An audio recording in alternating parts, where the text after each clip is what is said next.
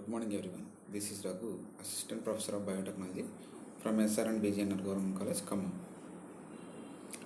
So today's topic is electrophoresis. So this is a versatile technique that has been used for many years for separation of biomolecules based on their charge. That means, for example, if you take proteins, due to the composition of amino acids in the proteins, the protein overall will have a particular charge. So based on that particular charge, we can separate the proteins using electrophoresis. And also, if you take genetic material, DNA, due to the presence of phosphoric acid groups in the nucleotides, the DNA as well as RNA, they possess negative charge due to the presence of phosphoric acid residues. So, with the help of this negative charge, we can sort out the different fragment length DNA as well as RNA by using electrophoresis. So the principle includes separation of charged particles by using electric field. So that is called as electrophoresis. So this is the definition: migration of charged particles or molecules under the influence of electric current. So simple definition. So that means when a subject, the molecules such as DNA, RNA or proteins which are having a particular charge,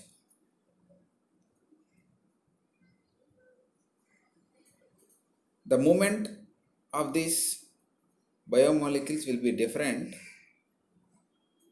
when you applied electric current.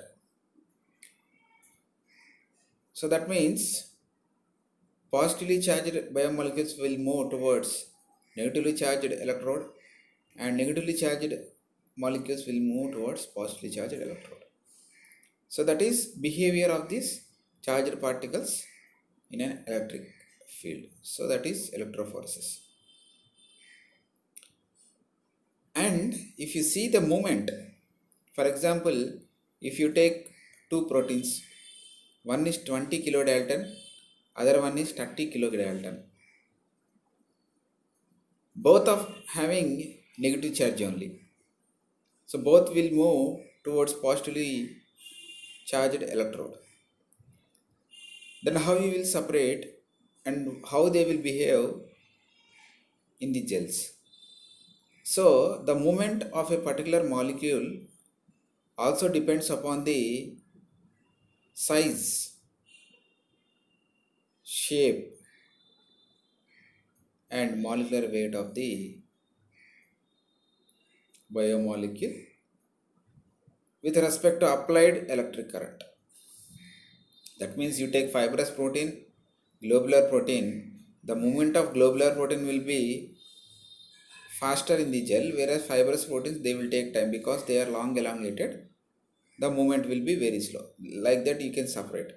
If I say two proteins with two different molecular weights but different but having same charge, so their movement also can be clearly seen based on their size also, size and shape. So larger molecular weight proteins will move slower in the field and smaller molecular weight proteins will move faster in the field.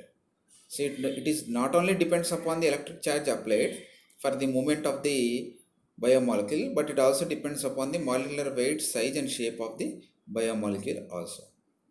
So that is electrophoresis principle. So in this class we will discuss agarose gel electrophoresis and also polyacrylamide gel electrophoresis techniques. So the first one is agarose gel electrophoresis. So in this method, you will separate the DNA and RNA molecules by size. Why I am telling this is by size? Because both DNA and RNA molecule contain phosphoric acid residues. The entire charge will be negative, and the movement of this DNA and RNA in an electric field will be from negative charge to positive charge electrode. Since they are negatively charged, they will move towards the positively charged electrode. But the only difference is these DNA and RNA fragments, they are sorted according to the size. That means, for example, you take larger DNA fragments and shorter DNA fragments of varying different kb length, base pair length. The smaller fragments will move faster in the gel, whereas the larger fragments movement will be slower in the gel. So that is the major difference. So here, by using Agarose gel electrophoresis, the separation is purely based on the size of the DNA or RNA fragments. Since they equally possesses the charge, the movement will be towards positively charged electrode only, but only they vary in the size. So the movement will be based on the size of the DNA and RNA fragments. And the materials required for the Agarose gel electrophoresis will be electrophoresis chamber. So that means this chamber contains two electrodes, positively charged electrode and negatively charged electrode, which are connected with cables to the cable connector, and agarose gel. That means you have to prepare agarose gel and a casting tray. So that means agarose gel will be prepared in molten state and is poured in the casting tray and allowed to solidify. And buffer, so you have to use buffer, which is an important reagent that connects the gel to the electrodes, and as a staining agent, a dye for tracking the movement of the DNA fragments, and also a comb for making wells into the gel, and a DNA ladder. That means this ladder in the gel, it is used to identify the DNA fragments of a specified base pair length and sample to be separated. So these are the materials required for the agarose gel electrophoresis.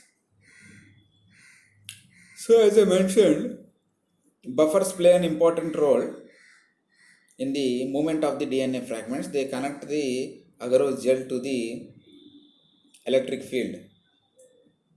So that means in the chamber, the agarose gel will be connected to the electric field with the help of this buffer. So and the different types of buffers that are used is TBE buffer, which is made with tris boric acid and EDTA, and TAE buffer, which is made up of tris acetic acid and EDTA. So these are the widely used buffers in the agarose gel electrophoresis. And after the process of electrophoresis, you have to identify the fragments of DNA on the gel. So this is achieved when you use certain fluorescent dyes like ethidium bromide, acridine orange, or proflavin, etc. So generally for laboratory experiments, ethidium bromide is used, which is an intercalating agent. It will intercalate into the DNA and its concentration will be as low as it can detect 0.1 UG of DNA. So even 0.1 UG of DNA, unit grams of DNA, can be detected with the help of this ethidium bromide, so which is an intercalating agent. So after the process of electrophoresis, you will subject the agarose gel to UV rays. So that means around 300 to 360 nanometers, and detection limit of the bound DNA will be 0.5 to 5 nanogram per band. So as I mentioned, it is an intercalating agent. So it will intercalate into the DNA. Then the DNA bands, with the help of UV rays, you can clearly visible. They are clearly visible on the gel. So alternate of ethidium bromide will be methylene blue, cybersafe, xylene xenol, bromophenol blue. So this can be also used. But if you want to know the accurate bands on the gels, you want to identify the accurate bands, you use ethidium bromide only in the gel. So the next one is loading buffer. So you can clearly see the apparatus. You can see the agarose gel electrophoresis chamber and as a casting unit, and the entire chamber is connected to power supply where they are having cathode and anode. So what you need to do is you prepare agarose gel, and the concentration of agarose gel varies with the fragments of the sample. If you want to separate larger fragments of DNA having larger fragments, then you use agarose concentration very less. If you want to separate smaller fragments, you use agarose concentration more. So generally between 1 to 10% agarose gels are used. You can use less than 1% also if you are using very large DNA fragments to be sorted. So after casting the gel, you use comb to make wells. You can clearly see the wells there. In that wells, now you inoculate your sample molecules along with the standard, which contains DNA of different varying lengths. So you can clearly see the gel is placed where the wells are facing towards cathode and the gel is facing towards anode. The movement of the bands you can clearly see in the down bottom. After power supply, the bands are moving from negative end to positive end. Since the DNA and RNA fragments, they contain negative charge, they move towards positively charged anode. So that is the movement. So before you inoculate your sample into the well, you have to use loading buffer. So you take your sample and use the chemicals for preparing the loading buffer. So the chemicals include glycerol, bromophenol blue, etc. What does glycerol do is it will increase the density of the sample such that the sample will not enter into the buffer, but with the help of glycerol, it contains some weight, it will make the sample molecule to easily enter into the well. And also tracking dye, you use bromophenol blue. It plays an important role to identify the or tracking the transport of these DNA fragments, transfer of these DNA fragments on the gel, and you can stop the electrophoresis based on this tracking dye. So the tracking dye should contain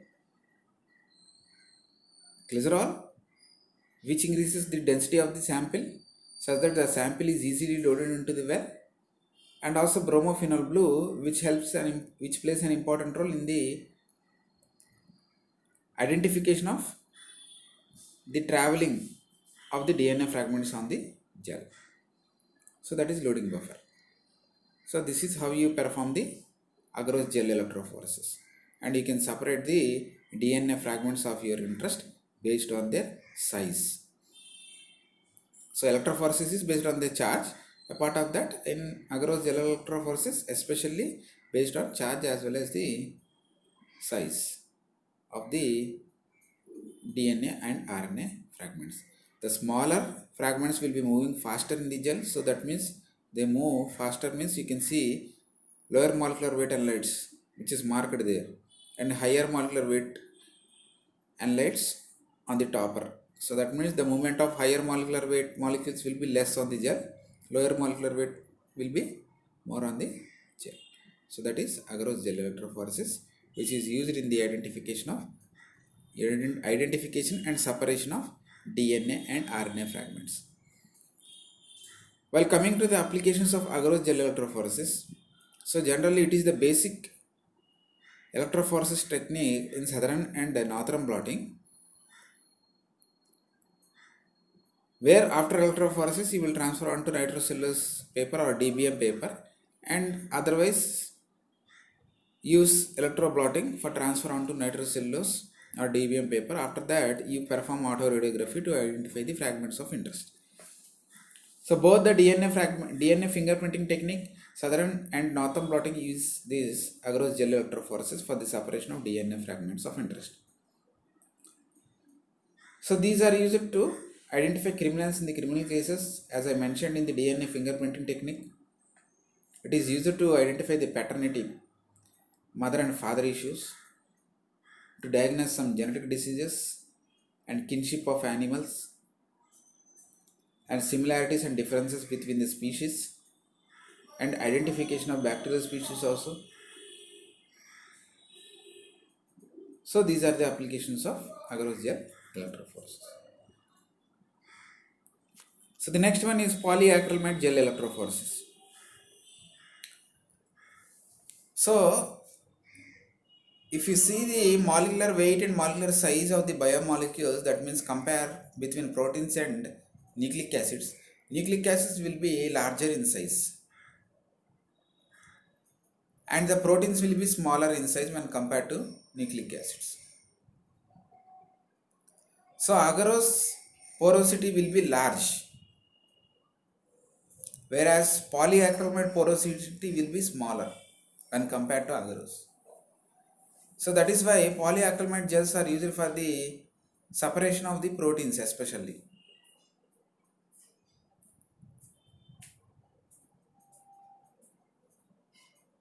So here also the separation is based on the charges to mass ratio. The separation of protein particles is based on the charges to mass ratio. As I mentioned, the charge of a protein depends upon the composition of amino acids,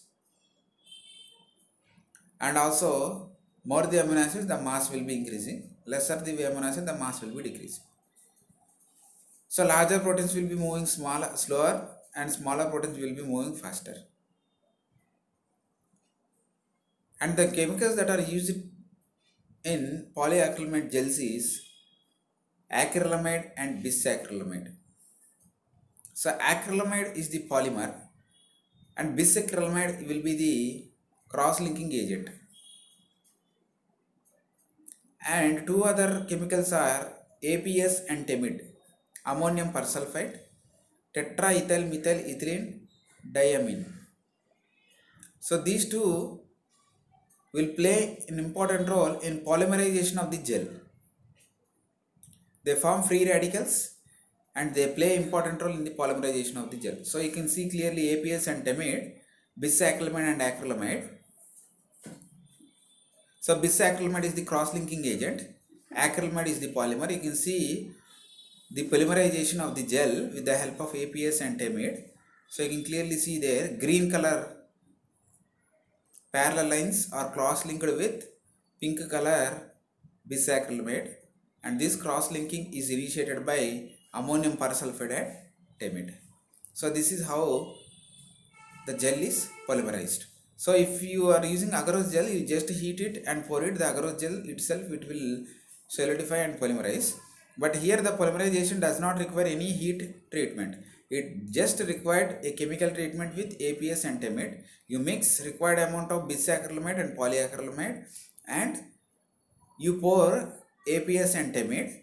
Then immediately the gel will get solidified within 20 to 15 minutes.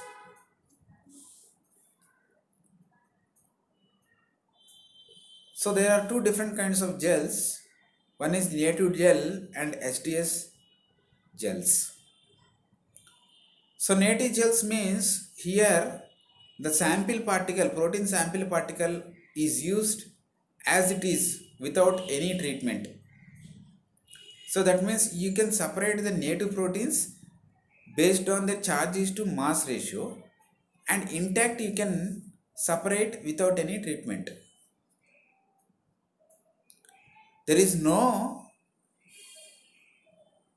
denaturation step in the native phase electrophoresis.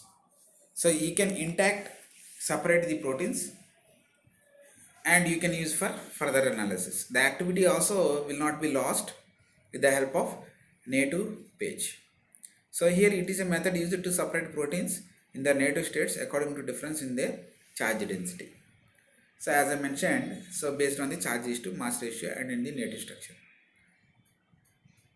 So there is no denaturation step, and the movement also depends upon the charge of the protein and size of the protein. And after separation also the protein does not, there is no alteration in the size and shape. That means the protein remains intact, enzymatically active after separation. So that is native phase electrophoresis.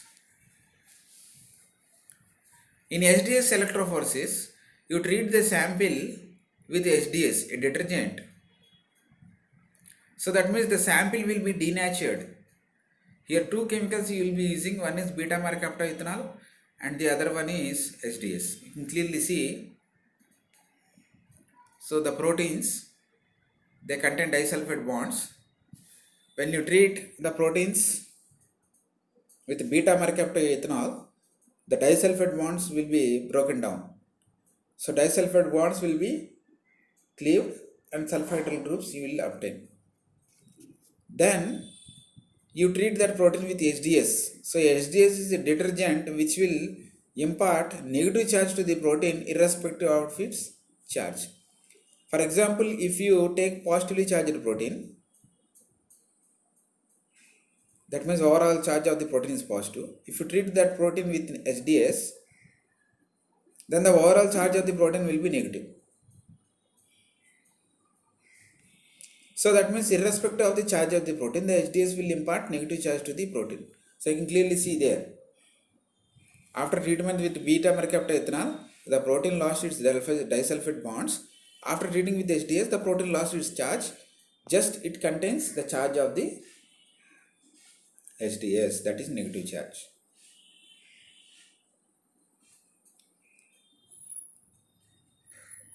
So the native gels, there is no treatment of protein with SDS. The protein will be separated intact, and the electrophoresis process will be horizontal. It is vertical here.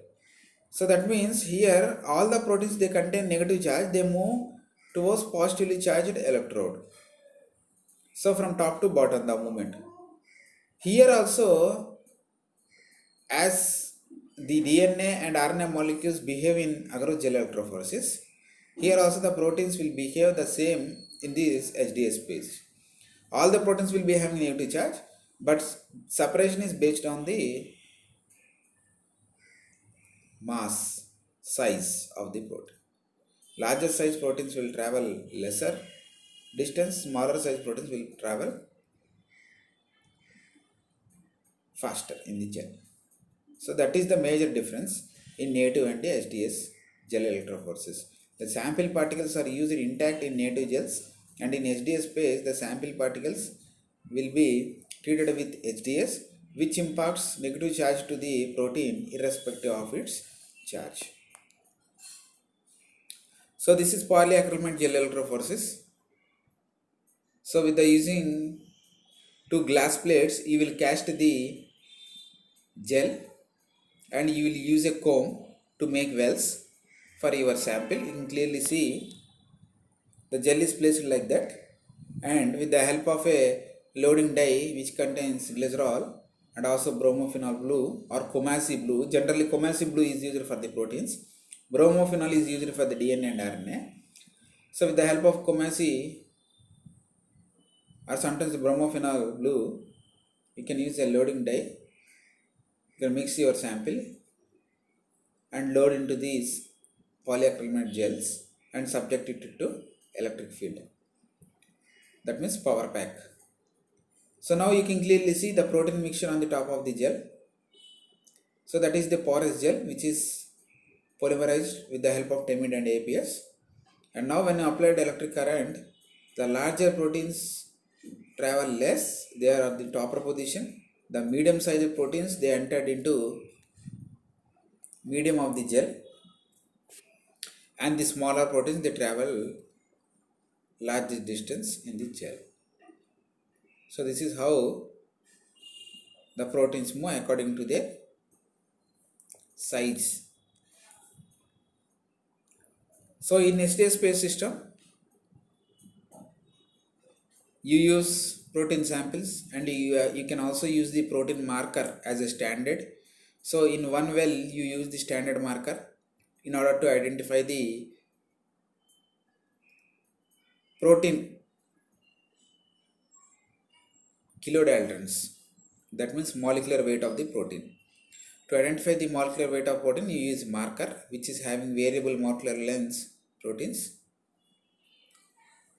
So you can load the proteins in the gel along with the marker, and you can subject to electric field. Then you can clearly see the movement of protein bands in the gel after Kumasi staining. So you can clearly see the bands there on the left bottom, and you compare the molecular weights of the protein based on the marker which is seen in the diagram in varying colors. So see, varying colors: orange, blue, red. So these are the markers which are used for the identification of molecular weight of your sample bands. So this is STS page electrophoresis. So major difference is native gels does not contain SDS treatment of sample, whereas SDS page where the sample is treated with beta mercaptoethanol and SDS. So this SDS page is especially, our page is used for determining the purity of protein samples. That means they are not only used to identify the molecular weight of the protein, but also the purity of the sample can be identified by using the page electrophoresis. And also they can be used to identify whether disulfide bonds are present in the protein or not. And also they are used for quantifying the gene expression of proteins. So this is the basic technique that is widely used in the Western blotting in identifying the antigenic proteins and also our protein of interest. So this is the basic method for separation of protein samples and identification of protein samples by using labeled antibodies. I have mentioned this technique also in immunoblotting technique. So all those techniques, they required for basic separation of proteins, that will be the page electrophoresis. So this is how you separate samples based on charges to mass ratio by using polyacrylamide gel electrophoresis and STS page. So now you can clearly see the differences between gel electrophoresis and STS page. So gel electrophoresis, the agarose gel electrophoresis is used for separation of DNA and RNA, whereas SDS page for proteins, and it's a horizontal run in gel electrophoresis and it is a vertical run in SDS page. So you can see the concentration 0.5 to 2% of agarose gels are used for the separation of larger DNA and RNA fragments, whereas the concentration of polyacrylamide varies between 6 to 15% based on the size of the sample you want. So separates 50 to 20,000 base pair nucleic acids, whereas separates 5 to 250,000 daltons proteins. So agarose gel electrophoresis, it is run under native conditions, but SDS page is run under denaturation conditions. Agarose gel electrophoresis is just heat and pour by introducing ethylene bromide, but it is a complex process in SDS page where sample is treated and also casting of acrylamide, bisacrylamide. It will take some time. So agarose gel electrophoresis, ethylene bromide is used for identification of bands of DNA and RNA, whereas Comanche staining or some silver staining is used for identification of bands of proteins on the SDS page. So that is the difference between gel electrophoresis and SDS page. So that is today's topic. So thank you for patiently listening to the topic. Thank you.